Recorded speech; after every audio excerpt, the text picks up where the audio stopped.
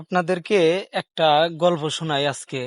যে আমাদের এলাকার এক বড় ভাইয়ের তার সংসারে অশান্তি। তার বড় ছেলেরে বিয়ে করাইছে, দুইটা ছেলে। বড় ছেলেরে বিয়ে করাইছে, তার বউরে নিয়ে তারে নিয়ে। ছেলেটা কাজ করে না, বাপের অনেক অশান্তি। মনে করো যে কাজ কাম করে না, কিছুই করে না, অশান্তি। প্রত্যেকটা দিনই বাইতে নাড়াই বাজে, প্রত্যেকটা দিনই ঝগড়া।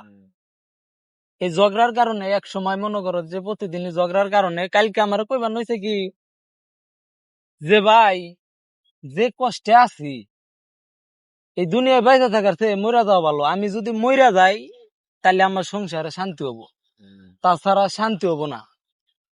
তো তার আমি কালকে একটা উদাহরণ দিলাম যে ভাই, গত পরশু দিনকে গেছিলাম হচ্ছে সদর হাসপাতালে। যাইয়া দেখি, এক রুগী দেখবার গেছি, যাইয়া দেখি যে 4 জন রুগী একসাথে মারা গেল। মানে গেছি, সাথে সাথে 4 জন লোক মারা গেল। আর একজনরে দেখলাম কি, যে রক্ত বমি করতেছে। তো এইসব কাহিনী দেখে কইলাম যে ভাই, আপনি একবার টাঙ্গাইল সদর হাসপাতালে যাইয়া দেখেন যে তারা বাঁচার জন্য কতটা লড়াই করতেছে। আর আপনি চাইতেছেন যে আপনি মল্লিক সংসারে শান্তি হবো। আসলে ভাই তা না। আপনি মরলে আপনার বউর অশান্তি হবো, আর আপনার ছোট যে পোলা আছে ওই পোলার অশান্তি হবো।